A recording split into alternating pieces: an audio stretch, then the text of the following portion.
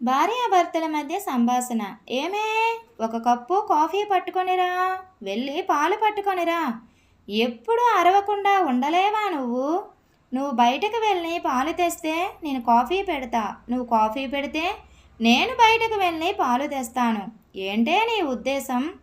భార్యాభర్తలు అన్నాక కలిసి కాపురం చేయడమే కాదు, కలిసి అన్ని పనులు చేసుకోవాలి అని.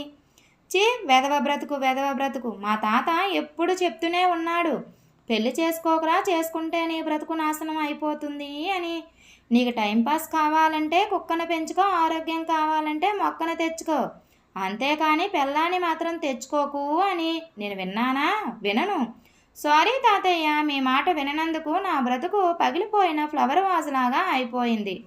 ఓయబ్బో, నాకు చెప్పారు పెళ్ళికి కట్నం ఇస్తారు కదా, ఆ డబ్బులు వడ్డీకి ఇచ్చుకుంటే ఆ డబ్బులతో జీవితాంతం బ్రతకవచ్చు అని విన్నానా? పెళ్లి చూపులప్పుడు అమ్మాయి పేరు శాంతి అంటే ఎంతో శాంతంగా ఉంటుందేమో అని అనుకున్నాను. పెళ్ళైన తర్వాత తెలిసింది నువ్వు సూర్యకాంతము అని. నేను కూడా అంతే, పెళ్లి చూపులప్పుడు నాగార్జునలాగా ఉన్నావు అని పెళ్లి చేసుకున్నా. కానీ పెళ్ళైన తర్వాత తెలిసింది నాగార్జున కాదు, నువ్వు నాగుపామువి అని. పెళ్ళికి ముందు నిన్ను కొరకాలి అనిపించింది, కానీ ఇప్పుడు పీక కొరకాలి అనిపిస్తుంది.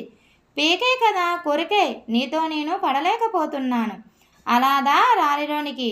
కాఫీ కప్ చేతిలో ఉండాలి, పెళ్ళం నా కాళ్ళ దగ్గర ఉండాలి. మనసులో సూర్యుడి మధ్య సంభాషణ. ఏమయ్యా సూర్యదేవా, మమ్మల్ని బతకమంటావా చావమంటావా? ఏంటయ్యా ఈ ఎండలు? చావండి, పీడా పోతుంది. ఎందుకయ్యా మా మీద నీకు ఎంత పగ? నాకు ఎవరి మీద పగ ఉండదు నాయనా, నా ధర్మం నేను నిర్వర్తిస్తున్నాను. ఏందయ్యా నీ ధర్మం? మనుషులను చంపేయడమేనా నీ ధర్మం? మరి మీరు చెట్లను చంపేసినప్పుడు ఈ ధర్మం ఎక్కడికి పోయింది నాయనా? ఇదంతా నాకు తెలీదు. ఈ ఎండకి తలకి తూట్లు పడుతున్నాయి.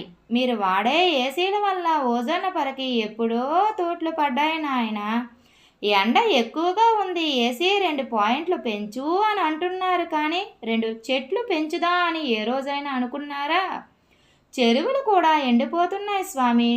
నీళ్లు ఉండవలసిన చెరువులో నిలువత్తు ఘోరాలు ఉంటే ఎవరు ఏం చేస్తారు నాయన? అడవులు కూడా ఎండిపోతున్నాయి స్వామి. అక్కడే కదా నాయన అపార్ట్మెంట్లు కట్టాలి.